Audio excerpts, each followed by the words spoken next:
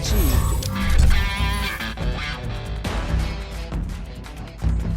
So after UFC Fight Night 173 was in the books with a 3-4 record and just absolute garbage fire of an event overall, I just couldn't go out like that. So I thought about it for a couple days, and then I opted to say, hey, look, you know what, let's give her one more. UFC 252 is looking like a fantastic card.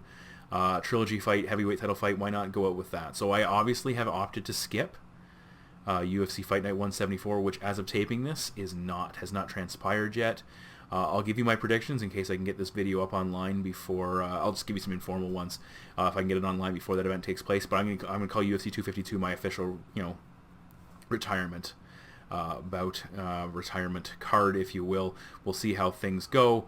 But on that note, welcome back to Kamikaze Overdrive MMA Predictions. Always, I am your host, Scott Johnson. And on this episode of the show, we are breaking down the upcoming UFC 252 main event, which will transpire on August 15th and feature the trilogy fight between Stipe Miocic, the UFC's heavyweight champion, and Daniel Cormier, the former heavyweight champion, the former light heavyweight champion, in what should be a fantastic matchup. I'll be giving you my 5 main card predictions as per usual on this episode of the show. All of my preliminary picks will be available at kamikazeoverdrive.net. You can follow me at on Twitter at KO_predictions. And my bet packs, also $15 will be for sale. We're doing the whole thing for UFC 252. It should be a lot of fun. I'm very much looking forward to it. There's some very good fights in this card, a lot of up-and-coming fighters, a lot of interesting matchups, a couple rematches actually we're going to talk about in this main card episode. So I appreciate you tuning back in, and again, after this I'll be taking a bit of a break, but I do feel this was a better and more appropriate end to my 10 years as a predictor than that, dumpster fire that we just saw. Now, I will quickly look at UFC Fight Night 174, just informally. I'm hopefully going to get this up before the event takes place. Again, I'm recording this on a Friday night. So just quickly, Derek Lewis versus Alexei Oleinik. I like Lewis. I'm not saying Oleinik can't catch him. What I would suggest to you, if you're going to back Lewis, you might as well back him by TKO or knockout, because Oleinik will start butt flopping and going to the ground, and that's where Lewis likes to feast on people from top positions. So if Oleinik gets tired, that's probably what's going to happen. Now, also Amari Akhmadov, Chris Weidman. I like Akhmadov in that matchup. I think he hits pretty hard. He can stymie the wrestling of Weidman and turn it into a slugfest and beat him up a little bit. Darren Stewart, Maki Pitolo. I favor Stewart, but not that much. Yana Kuiskayev against Julia Stolyarenko. Again, I'm butchering that. I would go Yana just on a gut feeling. And Beneil Dariush for Scott Holtzman. Holtzman struggles. Anybody takes him down. And while Dariush missed weight and has a bit of a chin issue, I think he can get Holtzman down. So I'd go with Dariush. A couple other quick ones. Ariano Staropoli. I like Tim Means. I just think at this point he's struggling with his chin and durability. I think Staropoli can take him out, or at least outwork him. Staropoli's pretty aggressive. Andrew Sanchez, Wellington Turman. I like Turman in that fight. Sanchez is just too much of a gas bag. He usually slows down.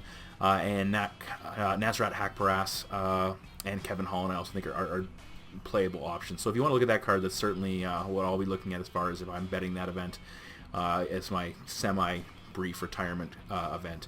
But on that note, we have 5 amazing main card fights to get to for UFC 252. So let's get to that first main card prediction. We open the main card just like we're going to finish it with a rematch. So I guess the final fight is a trilogy bout, but you get the point. We are in the UFC's light heavyweight division as the 13-1 Magomed Ankalaev takes on the 15-5 Ion the Hulk Cutelaba. Currently, Magomed is the favorite at -300, a +240 turnaround on Ion Cutelaba. Now, looking at this matchup, this was a rematch from a bout that transpired back in February in a Fight Night event. Ankalaev was awarded a 38-second TKO in the oddest stoppage we've seen in quite a while, if not forever. We'll talk about that momentarily. Overall, the Russian has won 4 consecutive bouts after a debut loss to Paul Craig, in which he won the entire fight except the last seconds got submitted. For Cutelaba, 4-4 in the UFC, but you look at the guys he's lost to. Misha Serkinov, Jared Cannonier, Glover Teixeira, and the aforementioned Ankalaev, his current opponent, all solid opposition. Physically, the Russian 2 inches taller, although the same reach. Cutelaba is the younger fighter by a year. Now, in the first fight, the stats play out like this. 8 significant strikes for Ankalaev, 5 for Cutelaba. If you haven't seen it, go back and watch it. It won't take long, and it is surely entertaining. Now, this was like a very crazy fight. It opens before the bell even rings. We get some hijinks. We see Cutelaba, who's a very intense guy, likes getting his opponent's faces, marching across the cage during Buffer's announcement of him, and he just kept going. It was like he was waiting for someone to stop him, and no one did, so he just kept marching, and he goes chest to chest with Ankalaev. And Magomed kind of like turns him to the side and pushes him off, and everybody rushes in at that point. But it's just like, oh god, these guys are getting ready to go at it, and hey, we better get buckled in for one hell of a fight. Now Cutelaba comes out, he opens up with a couple of kicks. He doesn't rush forward, with a big heavy-handed barrage like he's known for. He throws a few kicks early on. Ankalaev returns that with his own set of kicks, and then Cutelaba appears to get either wobbled or he fakes that he gets wobbled in an exchange. And this is where the even more shenanigans begin. Ankalaev then, in the midst of that, legit blasts him with a head kick, and the ref, who's already predisposed to jump in because he saw the early wobble, is more and more heightened to what's going on. He thinks, okay, maybe I need to stop this fight. Cutelaba could be in trouble. He might be stunned, we don't know, but he's still throwing big, wild punches. His head's doing this very unusual bobble thing that really has everybody perplexed. Everyone's talking about it, and out of nowhere, the ref grabs Cutelaba and twists him off, who, in the midst of throwing combinations, he was throwing a big haymaker, and he was throwing a follow-up shot as well, and he was just doing everything he possibly could to engage, but the referee steps in, and it's just... he just reacts to him like, oh, he immediately, it's not like he was out of it, he immediately reacts like, what are you doing? And it was just insanity, and you can probably see some of the highlights below. Cutelaba obviously was irate. He appeared to calm down almost immediately, though arguably one of the worst Finnish ref calls we've ever seen. But that weird head motion, just the fight was in real time. It was just very difficult for a referee to make an assessment. We've seen some bad stoppages that went too far. This obviously one that could have gone a little bit further. Now, looking at how both play out, and I'm going very much off my first breakdown, both guys come from wrestling backgrounds. Ankalaev, despite having a strong wrestling background, a strong top control game, hasn't put up big takedowns in his UFC tenure. And, actually Cutelaba's put up more takedowns, but he's also given up more takedowns as well. And that's certainly something of interest in how this fight plays out. That being said, I'm not 100% sure we're going to see this fight hit the mat. Ankalaev has a couple of knockouts as well. 7 of his 13 wins overall have come by TKO or KO. He stopped his last one with a head kick. He took out Abreu with prior to that with a head kick. He took out Abreu. He broke Abreu's nose. He had a head kick with Prochniau as well and took him out. The key difference, though, is Cutelaba likes to come in and throw big bombs and get things done with early, is the cardio factor, and that's what we need to pay attention to here. Cutelaba is 1-3 inside the octagon when he goes beyond the opening round. He only had one pre-UFC fight that went outside of the first 5 minutes, and it was a 29-second bout. So that tells you right there he doesn't have a lot of long fight experience. For Ankalaev, he has gone to the third round, once into the fourth round, 9 times, winning 8. He has a solid track record in longer fights, and that absolutely is worth noting here. And when Cutelaba fades, the Hulk fades, he fades quickly. And I think when he starts to fade, the power and the wrestling of Ankalaev is going to simply be too much for him to overcome. Cutelaba needs to get out of there, needs to get him out of there very quickly as far as I'm concerned in order to win this fight. Ankalaev, I think, is too durable for that. It seems like both guys want to bang it out. We very well could see that. I wouldn't be shocked to see Ankalaev come out and change levels right away and say, hey, this is what we did in the first fight. I'm doing something different. Cutelaba is wild enough to catch him in exchange, but he's also wild enough to get him into some trouble and gas out, and that's the more likely of the two scenarios. So my prediction is Magomed Ankalaev to defeat Cutelaba by TKO. Moving right along, we're in the UFC's bantamweight division for the first of 2 main card bantamweight bouts. The former flyweight title contender, the 21-11-0 John the Magician Dodson, takes on the 11-4 machine Merab Dvalishvili. Currently, the odds have Dvalishvili as a slight favorite. Well, not quite slight, minus 188. The former title challenger Dodson plus 162. Now, this is a very interesting matchup because it's a big opportunity for Dvalishvili. And again, I'm probably going to stumble over his name a couple of times.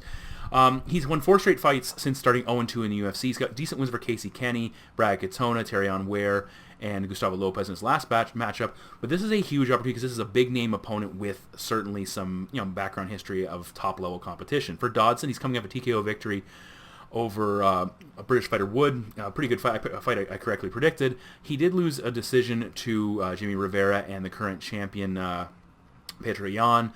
He has a split decision win for Pedro Munoz, split decision loss to Marlon Moraes and John Lineker, and he fought DJ twice. It's crazy the top-level competition that Dodson has faced in his career, in his tenure, and he continues to face top-level guys all the way. He's 35 years old, which is significant.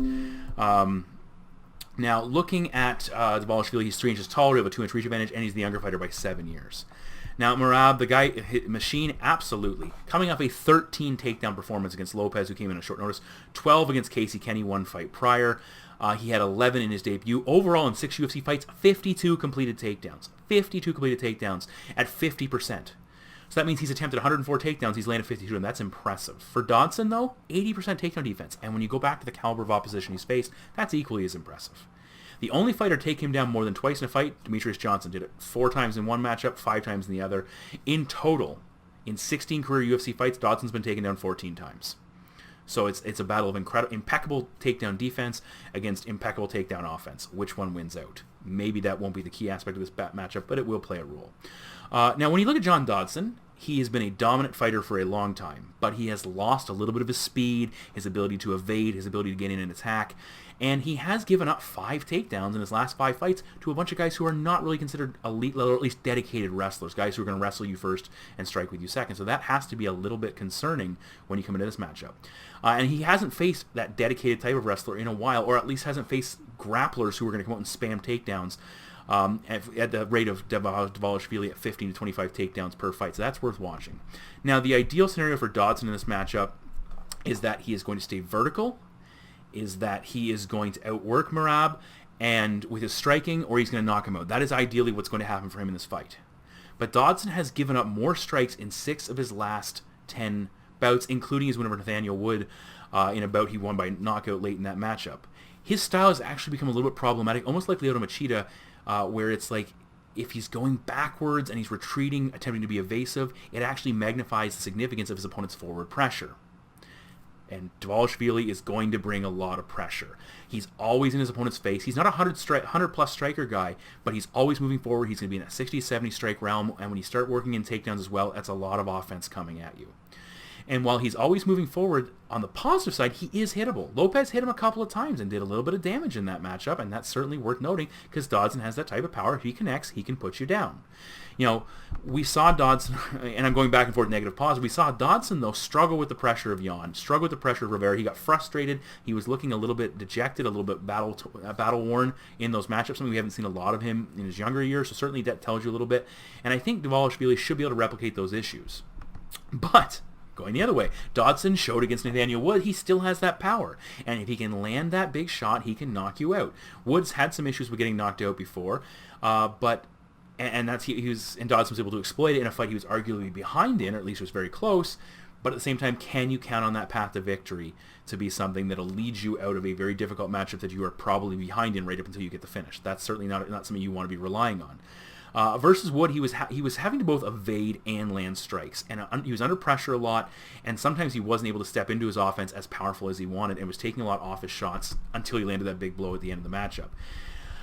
You know, can he catch Merab when he's coming forward with those fast barrages that Dodson likes to throw? Can he catch Merab in one of those and take him out? It also opens him up to a takedown, or at least getting put in a position he doesn't like to be in. Dodson doesn't have the gas tank he used to. He slows down a little bit more. And again, with the pace that Merab's going to put on him, that is certainly a problem. And I think Dvalishvili is going to feast on Dodson's inability to stay mobile and fluid. I think Merab needs to be mindful of moving forward and getting hit with some big power punches, but the combination of Merab's forward pressure, superior gas tank, overall higher volume, and the potential for takedowns, I'm not saying he's going to land 10. I'm looking at 3, 4, 5 in this fight, which is incredible considering what Dodson's done defensively. I think that's going to make this a KO or defeat scenario for Dodson. Either knock him out or he's not winning this matchup. I don't think he's going to knock him out. My prediction is Merab Dvalishvili to defeat John Dodson by decision. We now jump to the UFC's heavyweight division as former heavyweight champion, the 21-7-0 Junior Dos Santos, takes on the 10-1 Jairzinho Rozenstruik. Currently, JDS comes in as a slight plus 125 underdog for Rozenstruik, minus 150 as the favorite. Now, Rozenstruik is coming off his first career mixed martial arts loss. And the reason I say that is because he has an extensive combat kickboxing background to, also before mixed martial arts. But it was a brutal 20-second knockout at the hands of Francis Ngannou. Prior to that, wins over Alistair Overeem, Andrei Arlovski, Alan Crowder, and Junior Albini to get him into title contention and get him into a big fight like that. For Junior Dos Santos, he enters this bout on back-to-back defeats to Curtis Blades and the aforementioned Wrecker of Worlds, Francis Ngannou. Both of those coming by TKO. He had won three in a row and 4 of 5 wins over guys like Derek Lewis, Tai Tuivasa, Blagoy Ivanov, and the loss in that time was to the current champion Stipe Miocic for the title was on the line in a rematch. Physically, both guys are 6'4", 1-inch reach advantage for Rozenstruik. They are both around 240 pounds, right in that range. Rozenstruik is the younger man by 4 years. Now, for Junior Dos Santos, he has main evented 7 consecutive bouts leading up to this matchup. This is his first non-main event fight in a long time. And in total, 9 of his last 10 have been main events, which was crazy. And this is the first time in his career he's coming off back-to-back defeats. That tells you how long he's been competitive, how long he's been a central figure in the UFC's heavyweight division. Not that I really need to tell you that. Now, he's also getting up there. He's lost 5 bouts by knockout, accounting for each of his last 5 defeats. But at the same time, he's losing to guys who are just, heavy-hitting power punchers. Guys like Curtis Blades, Francis Ngannou, Stipe, Alistair Overeem, and Cain Velasquez, who we all know what that was all about. The last 3 fights, though, 2 of them came in round 1, and the loss to Blades came exceptionally early in round 2. So you're starting to have a little bit of concern about his durability and how the toll of being a striking-based fighter who's been through a lot of wars, how that is starting to add up on his condition. Now, Junior Dos Santos traditionally is the type of fighter who holds up exceptionally well against an opponent who requires takedowns. He has very strong takedown defense, and that has been a key part of his offense. He eliminates one of his opponent's key aspects of their game, and then he goes to work with what he does best, which is his boxing and overall striking. He forces you to stand, as we saw against Derek Lewis, and to a lesser extent Blagoy Ivanov, and he outboxes you. He outworks you. If he's the better striker or the greater KO threat or has better cardio, he also can beat you. Guys like Ben Rothwell or Tai Tuivasa also fall into that category. Now, unfortunately, he's been running into guys of late who have superior striking or superior power, or more importantly, or probably more definitively, are more durable and more confident at this point in their career, and that certainly hurt him. The Overeem knockout was an eye-opener, and you had to start to see that was kind of the beginning of a concerning time period. It wasn't the first time he was knocked out, as Velasquez got him before that, but the Overeem knockout was a bit of a different breed. Junior just didn't look like himself, and then Stipe knocked him out in the rematch. Ngannou obliterated him, and then Blades knocked him out as well, and that is an exceptionally, and I'm always repeating myself, that's an exceptionally important fight, and we'll talk about that momentarily. Against Francis Ngannou, JDS came out landing some decent leg kicks early on, but he didn't throw anything purposeful with his hands, his biggest weapons. He threw one massive winging right hand that missed and had absolutely no chance of getting it. It threw him off balance, off kilter, and Francis closed the show, shortly thereafter. Against Alistair Overeem a little bit before that, he was exceptionally cautious. He wasn't throwing, I think he threw one combination that looked like the old JDS, and other than that, he seemed very tentative. It seems like he comes into these fights anticipating the knockout loss is going to come, that he's going to get hurt, he's going to get finished. He wants to avoid it, and in the process, he doesn't do anything with his own strikes to prevent it or to go after the win himself. And the reason I said before the Blades fight was important, because Curtis Blades represented the first opponent to beat Junior since Cain Velasquez. JDS should have had the edge in that matchup on the feet. Once he defended Blades' takedowns, he should have gone to work with his striking, but he seemed hesitant. He seemed very aware that Curtis Blades is still dangerous, still capable, maybe not as talented a striker as Junior, still good, but despite eliminating that weapon, he didn't go to work like he has in the past. JDS seems to be throwing a lot of strikes that aren't going to connect. He was throwing some ridiculous, lead uppercuts in that matchup and just hoping his opponent would run onto them.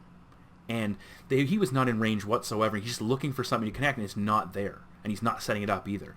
Normally when he's at his best, he throws jabs, kicks, fires power, circles out, resets, and then engages again. He attacks. Now all he's doing right now is he's just simply circling out and waiting. Against Curtis Blades, just over a round, he landed 7 significant strikes. That's not going to cut it for a guy who's primarily a striker against a guy who's primarily a wrestler. Now, for Jairzinho Rozenstruik, he could be on a 2-fight losing streak. He lost that Alistair Overeem fight right up to the very end. I had him to win that matchup. I wasn't impressed with his performance until, of course, the end, which changes not much when you look at it analytically the way we're looking at it. It was a late finish. It was awesome, but it wasn't a great performance. And then when you start breaking down some of his other fights, and I've addressed this before in some of my other breakdowns, he lost the opening round against Junior Albini before getting a very quick knockout. He got an exceptionally quick knockouts against Alan Crowder and Andrei Arlovski. He didn't have to do much in those fights after he got them out of there. And then he almost lost every exchange against Alistair Overeem, so the fight late started having some success in the later rounds and then knocked him out. Then, of course, he gets knocked out by a heavy-hitting power striker with a lot of confidence who simply pressed forward and said, I don't care how technical you are, I'm going to overwhelm you with my offense. And then Francis Ngannou, impressive. So how does he recover mentally? That's a big loss in a big opportunity. In the first pro loss as a mixed martial artist, but it's worth knowing he's lost before as a kickboxer. He was knocked out twice as a kickboxer, at least that's what his record shows, and he followed them up with wins. So he has that ability to rebound. He ate some big shots against Alistair Overeem, and came back. He didn't go down with those shots. So it's not like he's a chinny guy, at least we haven't seen that. Again, getting knocked out by Francis Ngannou absolutely could change that, but I don't know at this point. Rozenstruik has power. He's got impressive striking technique. He can counter-strike, but he needs to be a little more aggressive. He needs to push forward a little more. He seems to be vulnerable to taken down. Overeem certainly took advantage of that at times. There could be some concerns about that in that fight, and that's why he was a little hesitant to engage and look for his openings and almost didn't get them. If Junior was a confident striker over 3 rounds, I could see him jabbing and kicking his way and using movement to work himself towards a decision victory. Work around on the outside, jab, jab, kick, never expose himself, never open up, and just outpoint him to a decision victory.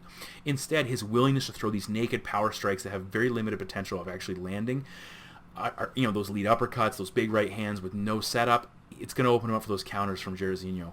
And, if Jairzinho, if he's tentative himself, he could get himself in some trouble, but I think he's still going to put up a good defensive front and still land some offense. He's going to counter when Junior opens up. He's going to land his own strikes as well. I think JDS gets himself in trouble most often when he backs up against the cage, and the fact that he's fighting in a small cage is not going to help him. I think Jairzinho eventually cuts off the cage, and my prediction is Jairzinho Rozenstruik to defeat Junior Dos Santos by knockout. Moving now to the co-main event of the evening, we're in the UFC's bantamweight division as the undefeated 12-0 Sugar Sean O'Malley takes on the 15-6-1 Marlon Chito Vera in what should be an absolutely fantastic fight. The undefeated O'Malley coming in as a huge minus 334 favorite, plus 250 on Vera as the underdog. No, as I mentioned, O'Malley's undefeated, coming with an impressive record both inside the octagon and outside. 4-0 inside the UFC. He's coming off a brutal knockout over former title challenger and WEC champion Eddie Wineland. He had his back-to-back finishes coming into this matchup as well. He had 2 decisions to start his career, and he's getting better against good competition. Very nice to see. For Marlon Vera, 9-5 in the UFC, coming off a tough loss, a fight that I arguably thought he won the last 2 rounds. He could be on a 6-fight winning streak if he had got the nod there. And it's worth noting he's actually 8-3 and could be 9-2 after he got to a bit of a slow start early on. So he's really found his footing and making a lot of strides. So this guy's coming along as well as nicely, even though he doesn't have that really fancy undefeated record. Physically, O'Malley 3 inches taller, he'll have a 2-inch reach advantage, and he's the younger fighter by 2 years. Now, there is a massive amount of hype behind O'Malley. Impressive win over Eddie Wineland. He's John at Cody Garbrandt online. The guy's marketable. But at the same time, we just saw Eben Shabazian, the golden boy, also very marketable, also a type of guy who had a lot of momentum, get absolutely obliterated by Derek Brunson. And I don't like this idea of hype trains. Some fighters just need those losses to build themselves up, and it's how they rebound from those losses. I would say a guy's more exposed if he loses a matchup like Eben Shabazian just did and comes back and drops the next one and the one after that and goes like 2-5 over his next 7. That's the hype train being derailed. You got to have some losses at some point to get yourself righted and to make those adjustments and develop as a fighter, as far as I'm concerned. Now, for Marlon Vera, he's exceptionally talented. He's faced very good competition. He's got twice the overall experience, and he's got an edge of 14 total UFC bouts to just 4 for O'Malley. So those are all things that are favoring Vera. Now you ask yourself, what does he do very well? Well, I'll tell you. He's a very solid grappler. He's a very dangerous grappler, both from top and bottom position. 7 wins by submission, 4 on the big stage inside the octagon. He's one of those guys who's like not a flash knockout artist, he's a flash submission artist. He can catch you off his back with a triangle. He can catch you with a standing arm triangle as well. Very dangerous. When he fought Andre Ewell, he ducked under a combination and locked up that arm triangle, took him to the mat, and nearly got the finish. It would have been super impressive had he been able to pull it off, but it was just super impressive that he was able to orchestrate that and come close. He also has very good striking, 5 wins by knockout, 4 of which coming in the UFC as well. He's got good kicks. He likes to attack the front with front kicks and low kicks. He stopped Brad Pickett with a nice head kick. He cuts off the cage very well. He targets the body, which is a nice move. I like seeing that of young fighters, recognizing you can't just always headhunt. There's more to being diverse as far as your octagon generalship is concerned. He's also very good in the clinch, multifaceted weapon. He will throw knees and elbows and those short strikes, back up a little bit and let go with his offense. He can set up his takedowns, or he can jump for, like you said, jump for those flash submissions. He does his best work arguably along the cage, especially when he cuts you off. He's a very good pressure and pace fighter. He likes to overwhelm opponents. He knows how to win matchups ugly, and he knows how to win them late. The concern with Vera is that he's a bit of a slow starter. He tends to fall behind. He lost that opening round his last matchup. He needs to rally late, and he's 3-6 in decisions, which is kind of indicative of a fighter like that who gets off to slow starts, and if he can't get the finish in the second half, if he didn't really come out strong in round 2, he's probably going to come up short in the scorecards. So that's absolutely a concern. Now, for Sean O'Malley, the guy has confidence, is exuding confidence, very impressive. He's a longer fighter. He'll have a reach advantage over Vera, and Vera traditionally is a longer fighter, so having to deal with that, where he's the shorter man in the exchange, that is certainly going to be something we have to be very mindful of. We saw the one-punch power he put down Eddie Wineland, and he's got a diverse striking arsenal. He's exceptionally quick, fluid movement, lots of kicking techniques, spinning attacks. He covers ground very well. His ability to move in and out, I love it. The way he just kind of jukes and jives in the outside. Which way am I going? What am I going to throw at you? He's very hard to hit at times, and I love all of those things. Now, my concerns with O'Malley. 8 of his 12 wins have come in the first round. Only 2 of his last 7 fights have gone beyond the opening round. So that's kind of shaping up a little bit like Edmund Shabazian. Now, what happens if he can't get the early finish? He has shown us he can go beyond the first round and win, but he's also been taken down in fights, and he will attack off his back. But again, that's the type of scenario that if that happens round 2 and 3 against a guy like Vera, is that going to zap his energy? Is that going to start to really take its toll on him? He has just a single submission, which tells you he could be a little bit vulnerable in the grappling exchanges.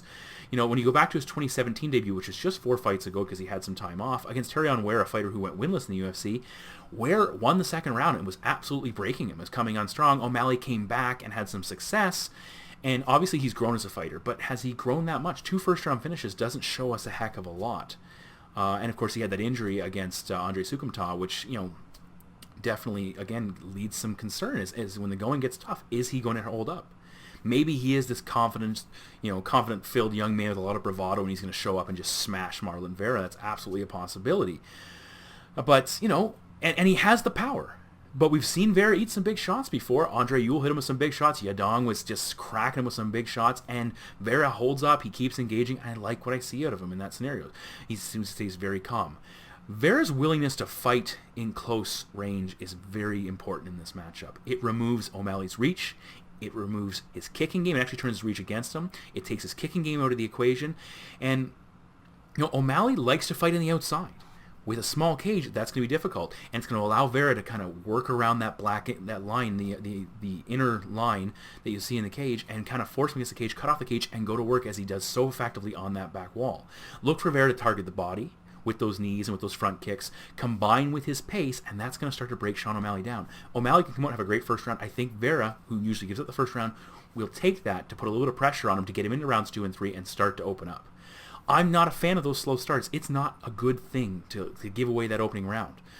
But he was exceptionally upset. Vera was very upset with the Yadong fight. I think he's going to recognize he kind of gave away that first round.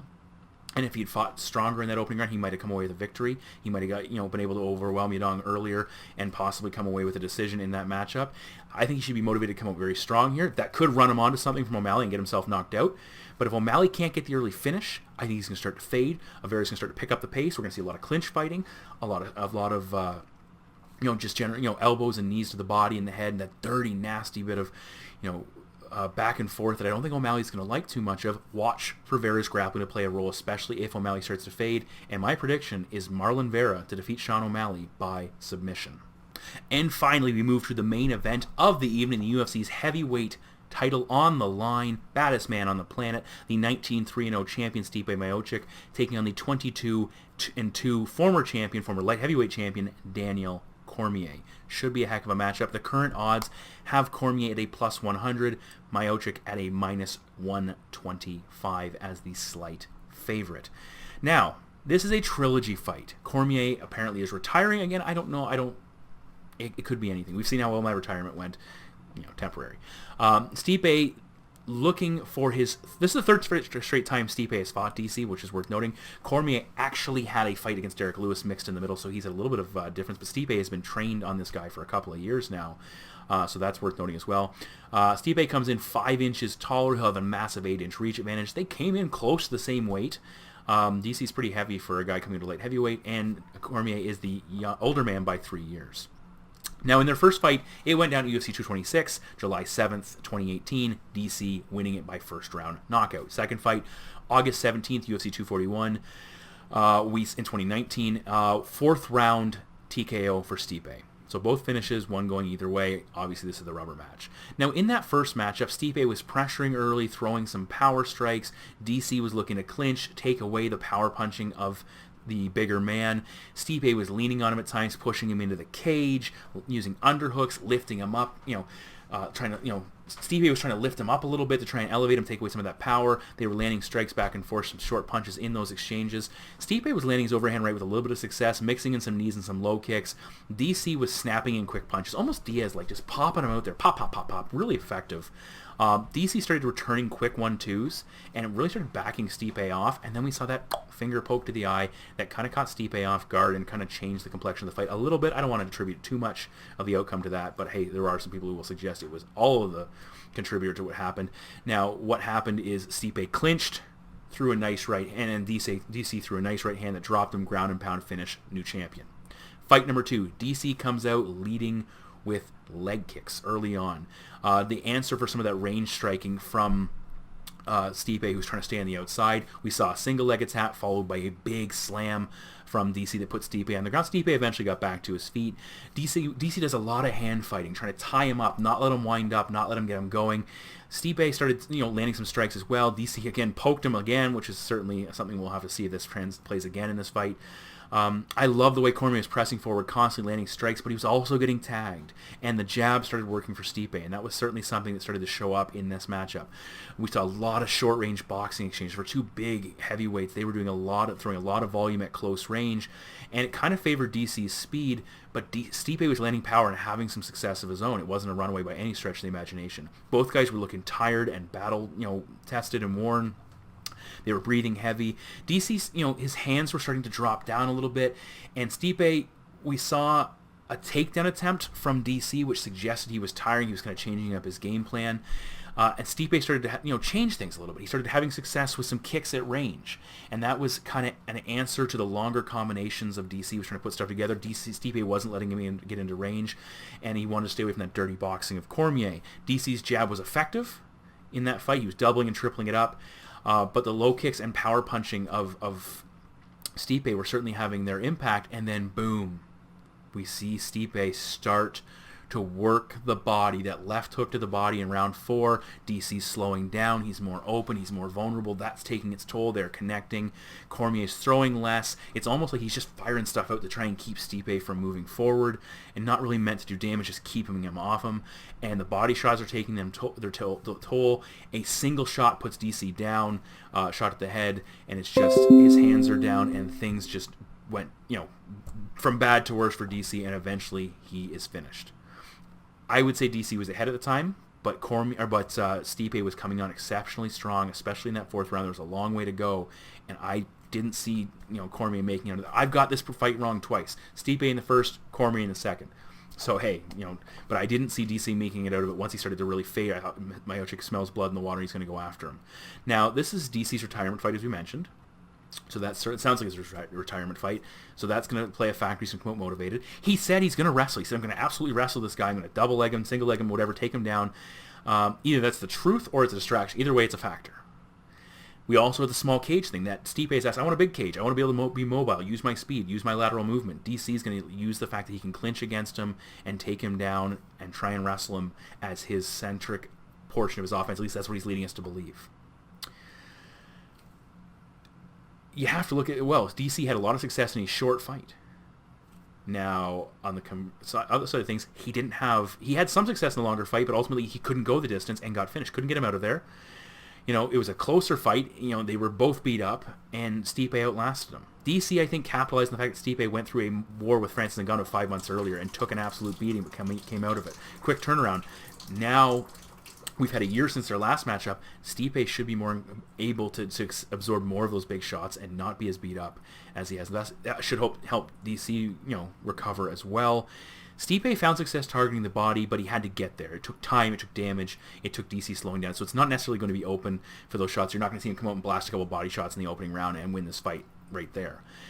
DC lost to Stipe in the 4th round. He lost to Jones in the 5th round in a 5-round fight. He had a split versus Gus in a 5-round fight. He was finished by Jones in the 3rd round of that other matchup that went to no contest. His only other wins in longer matchups were the win over Anderson Silva, came in a short notice, and a 3rd round win over Rumble Johnson. who gassed out, which is a narrative that's suggesting that maybe DC against elite competition can't go a full, deep into a matchup and find success. That's certainly something we have to consider. His cardio isn't he's got a hell of a work ethic, but his cardio, and he said it himself, he let him down. I don't know if it gets better when you're 41 with all this long layup. I don't think it does. Stipe is going to need to survive that early onslaught. It could last 1, 2, even 3 rounds again. He needs to survive that, but I think we're going to see DC wrestling a little bit too much, and versus heavyweight over 2 or 3 rounds, it's going to slow him down. It's actually going to cost him his cardio and his ability to push later in the fight. It's going to cost him earlier. I don't know if that's necessarily the best offense. I don't think he's going to come out and simply straight wrestle Stipe. He might land a big takedown early, and then he might transition to striking after that, after he gets that out of the way and establishes, hey, I can take you down, I'm going to do some more of that. I think DC's wrestling will start to falter around rounds, maybe late round 2, round 3, or he'll abandon it as he gets tired. I think Stipe will start to land more strikes in round 3 and beyond. DC will slow down, and I think Stipe might not be able to finish him, but I think he outworks him in the final 3 rounds. And ultimately, my prediction is Stipe Miocic to defeat Daniel Cormier by TKO to retain his UFC heavyweight championship. So those are my 5 main card predictions for UFC 252. All of my preliminary picks will be available at kamikazeoverdrive.net. You can follow me on Twitter at KO_predictions. I'll also be posting a bet pack for this event. As I said before, I didn't want to go out with that dumpster fire of UFC Fight Night 173 event. This seems more appropriate for 10 years of small contributions to mixed martial arts. And again, you guys had some amazing things to say, and I was greatly moved by that, and I thought it was amazing to hear all those great, awesome things. And again, I don't know what the future holds. I'm taking a break after this event. I am taking a break after this event, win, lose, or draw. And but what I have said is I am open to the idea of coming back in some capacity, whether it be, so don't unsubscribe to my channel, don't unfollow me on Twitter.